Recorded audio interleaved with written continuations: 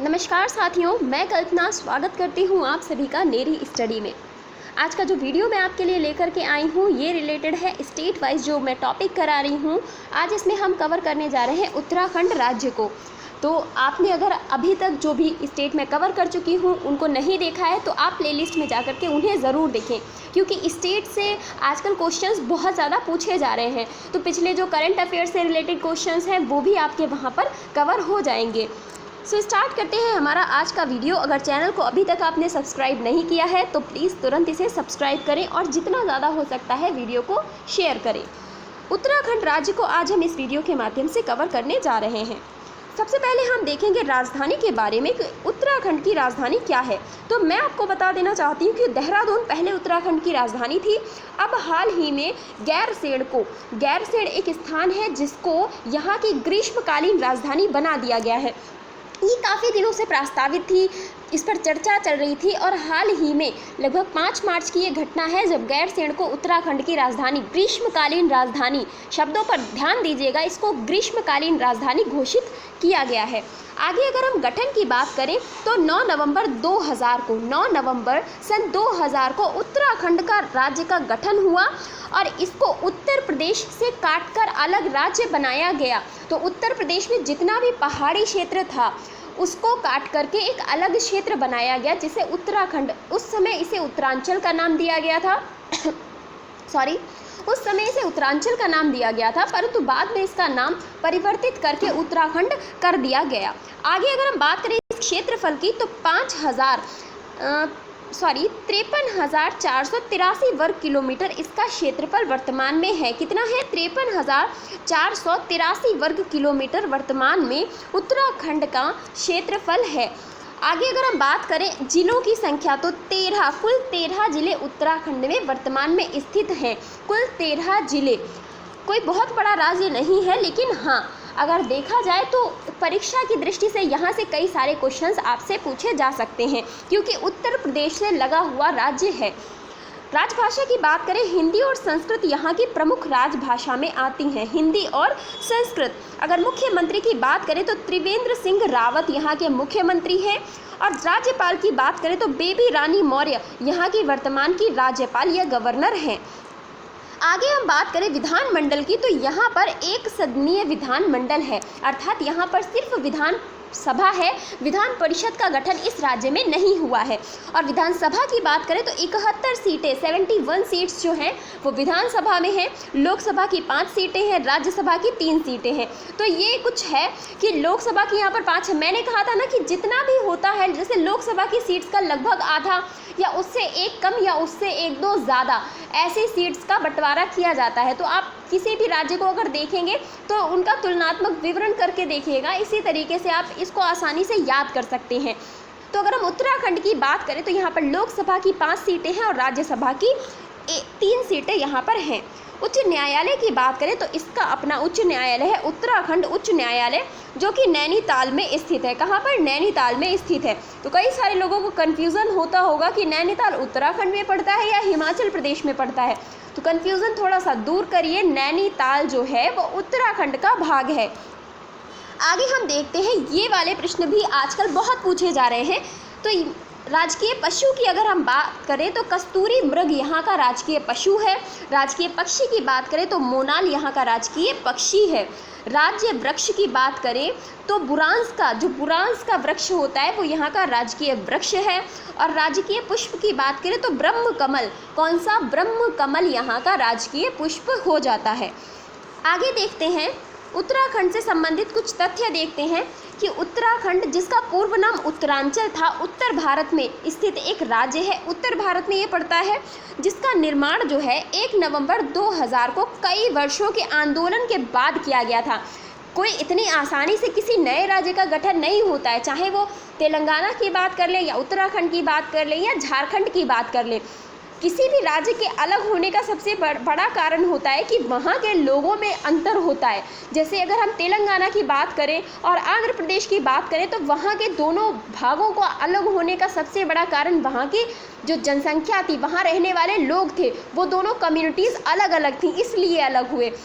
यहाँ का भी कुछ ऐसा ही था कि वो पहाड़ी जनसंख्या थी, पहाड़ी लोग थे, अलग थे, उनका रहन सहन, उनका खान पान, उनकी संस्कृति जो हम लोग रह रहे हैं इस समय वर्तमान में जो उत्तर प्रदेश में लोग रह रहे हैं उनसे काफ़ी हद तक अलग था। इसीलिए वो अपने एक अलग राज्य की मांग कर रहे थे, क्योंकि वो उनका ऐसा मानना था कि जो लखनऊ में बैठी सरकार है वो शायद उनका विकास नहीं कर सकती, इतने बड़े राज्य को संभालना थोड़ा मुश्किल था। इसीलिए उसे काटकर एक अलग राज्य बनाया गया ताकि उसका अच्छे से विकास हो सके, पहाड़ी क्षेत्रों में अच्छी सुविधाएं उपलब्ध कराई जा सकें। इसीलिए इसे काटकर एक अलग राज्य बनाया गया। और इसके बाद क्या हुआ कि भारत के 27वें राज्य के रूप में इसका गठन हुआ। तो ये कौन सा राज्य बना? ये भारत का 27वां राज्य बना था।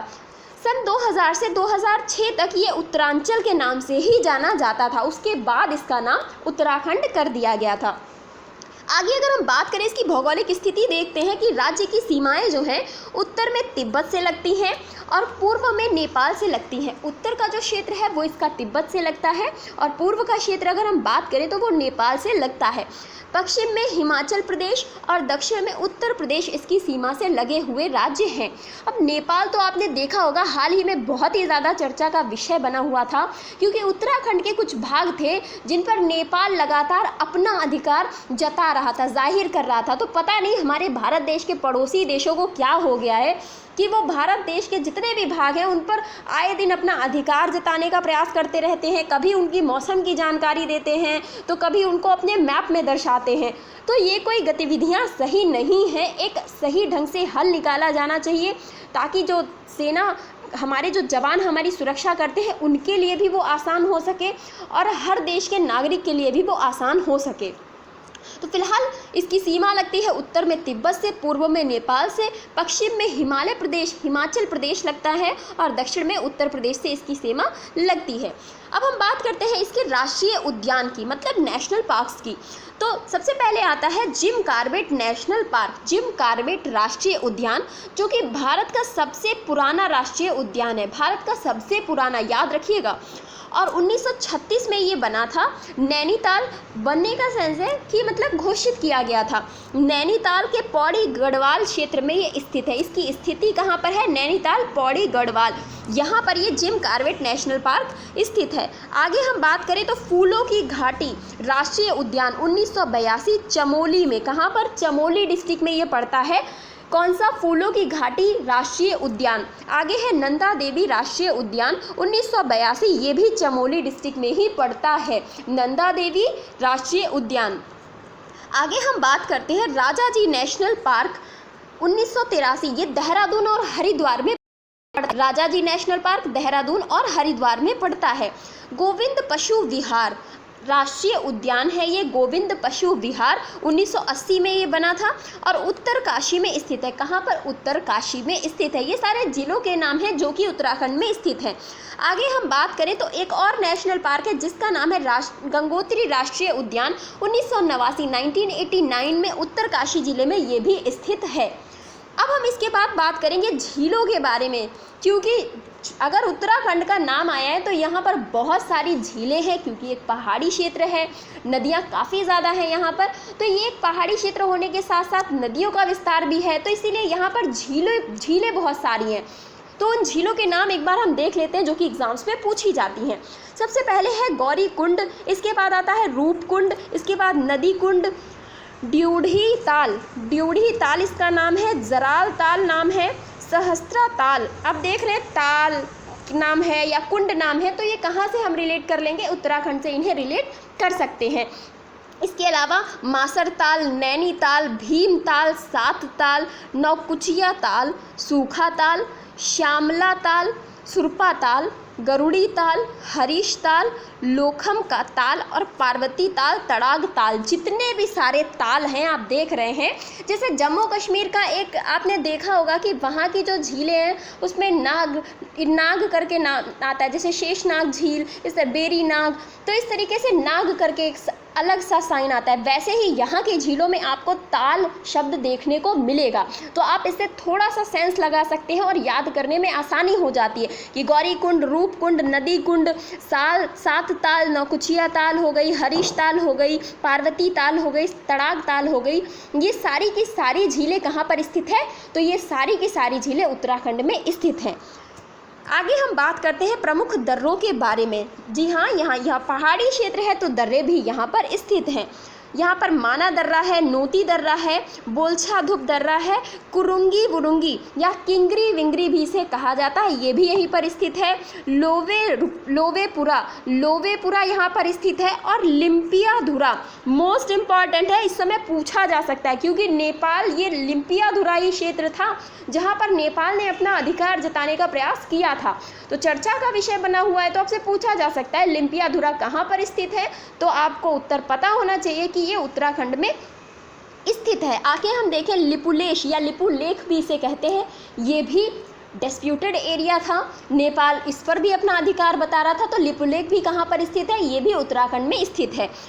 उंटाबुरा है, इसके अलावा थांगला है, ट्रेल पास है, मलारी पास है, रालम पास है, सोंगचोंग ला, पुलिंग ला।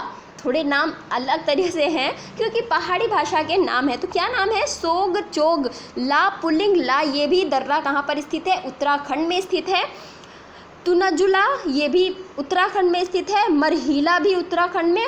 और चिरीचुन दर्रा भी उत्तराखंड में स्थित है। तो ये उत्तराखंड के कुछ प्रमुख दर्रे हैं, इनके नाम आपको याद करने हैं। और जो नए नाम है, जो आपको पहले से याद है वो तो अच्छी चीज़ है, लेकिन कोई नए नाम है तो आप उन्हें ज़्यादा अच्छे से याद करिए क्योंकि आजकल एग्जामिनर नई चीज़ों की तरफ ज़्यादा भाग रहा है, तो आपको भी नई चीज़ों को याद करके रखना है। आगे हम बात करते हैं लोक नृत्य के बारे में, जो कि जैसा कि मैंने बताया कि यहाँ पर पहाड़ी लोग रहते हैं, जनजातियाँ रहती हैं, ट्राइब्स रहती हैं, तो उनके अपने अलग अलग तरह के लोक नृत्य हैं, संस्कृति है। तो देखते हैं कि इनके कौन कौन से लोक नृत्य यहाँ पर प्रसिद्ध हैं। तो बात करते हैं, सबसे पहले आता है छोलिया नृत्य। छोलिया नृत्य कहाँ पर फेमस है? उत्तराखंड में फेमस है। इसके अलावा यहाँ पर फेमस है हारुल नृत्य, बुढ़ियात लोक नृत्य, पंडवार्त लोक नृत्य, चौफला नृत्य कहाँ पर फेमस है? उत्तराखंड में फेमस है। इसके अलावा तांदी नृत्य, झुमैलो नृत्य, झोड़ा नृत्य और चांचरी नृत्य। कौन कौन सा? तांदी नृत्य, झुमैलो नृत्य, ढोंडा, झोड़ा नृत्य और चांचरी नृत्य। ये सारे के सारे कहाँ पर फेमस हैं? उत्तराखंड में फेमस हैं। और इसके अलावा सरो नृत्य बहुत पूछा जाता है और झोपती नृत्य, ये दोनों के ही दोनों कहाँ पर स्थित है? उत्तराखंड में स्थित हैं। आप एक बार में इन्हें नहीं याद कर सकते, इसीलिए आपको रिवीजन कर करके बार बार में इनको याद करना पड़ेगा। आगे हम बात करते हैं वन्य जीव अभयारण्य की। कौन कौन से वन्य जीव अभयारण्य उत्तराखंड में स्थित हैं? तो सबसे पहले आता है गोविंद पशु विहार राष्ट्रीय उद्यान और वन्य जीव अभयारण्य। गोविंद पशु विहार एक तो ये हो गया। इसके अलावा है केदारनाथ वन्य जीव अभयारण्य। केदारनाथ वन्य जीव अभयारण्य, ये वही केदारनाथ है जो उत्तराखंड में त्रासदी आई थी, उसमें काफ़ी ज़्यादा हताहत हुआ था। तो वो त्रासदी काफ़ी कह सकते हैं दर्दनाक थी, जिसे देखकर काफ़ी सारे लोगों की रूह कांप गई होगी, इतना ज़्यादा बाढ़ बहुत बुरी तरीके से आई थी। तो ये केदारनाथ वही है और यहाँ पर वन्य जीव अभयारण्य भी स्थित है। अस्कोट कस्तूरी मृग वन्य विहार भी यहीं पर स्थित है। सोना नदी वन्य विहार भी कहाँ है? उत्तराखंड में है। बिनसर वन्य विहार भी उत्तराखंड में स्थित है। विनोग माउंटेन क्लाइव वन्य जीव विहार भी उत्तराखंड में है। आसन कंजर्वेशन रिजर्व ये संरक्षित क्षेत्र है, ये भी कहाँ पर है? उत्तराखंड में है। इसके अलावा अगर हम बात करें झिलमिल आरक्षित, ये भी उत्तराखंड में है। पंडित गोविंद बल्लभ पंत उच्च स्तरीय प्राणी उद्यान, ये भी उत्तराखंड में है। पंडित गोविंद बल्लभ पंत उच्च स्तरीय प्राणी उद्यान और नंदा देवी जैव मंडलीय सुरक्षित क्षेत्र या आरक्षित क्षेत्र, ये भी कहाँ पर है? तो ये भी उत्तराखंड में स्थित है। आगे अगर हम बात करते हैं महत्वपूर्ण तथ्य, अब हम देख लेते हैं कि पिछले 6 महीने में कुछ ऐसे महत्वपूर्ण तथ्य जो कि बहुत ज़्यादा ज़रूरी हैं एग्ज़ाम्स की दृष्टि से, तो उनको मैंने यहाँ पर शामिल किया है। सबसे पहले बात करते हैं, उत्तराखंड भूमि को पट्टे मतलब लीजिंग पर देने वाला पहला राज्य बन गया है। तो ये अपनी भूमि को पट्टे पर देगा, पट्टे पर देने की एक प्रणाली होती है, तो उत्तराखंड ऐसा पहला भारत का राज्य बन गया है जो अब अपनी भूमि को पट्टे पर देने का काम करेगा। नेक्स्ट है गंगा कायक फेस्टिवल, इसका 8वां संस्करण उत्तराखंड में मनाया गया। गंगा कायक फेस्टिवल 8वां संस्करण कहाँ मनाया गया? उत्तराखंड में मनाया गया। नेक्स्ट हम देखते हैं भारत का पहला है, देखिएगा, भारत का पहला glass floor bridge Rishikesh Uttarakhand में बनेगा, जो लक्ष्मण झूला के स्थान पर बनेगा, क्योंकि लक्ष्मण झूला जो है उसकी स्थिति अभी काफ़ी अच्छी नहीं रह गई है, काफ़ी पहले वो बना था, तो कह रहे हैं कि उसको हटा करके अब ये एक ग्लास फ्लोर ब्रिज बनाया जाएगा, जिसका जो फ्लोर होगा, जो फर्श होगी उसकी, वो शीशे की बनी हुई होगी। जैसे आपने अधिकतर चाइना में इस तरीके के पुल देखे होंगे कि उन पर शीशे की परत मतलब शीशे की उनकी फर्श रहती है, तो जब आप चलेंगे उन पर तो नीचे जो नदी बह रही है ना, आपको लगेगा आपके पैरों के नीचे बह रही है, तो उस पर चल पाना हर किसी के बस की बात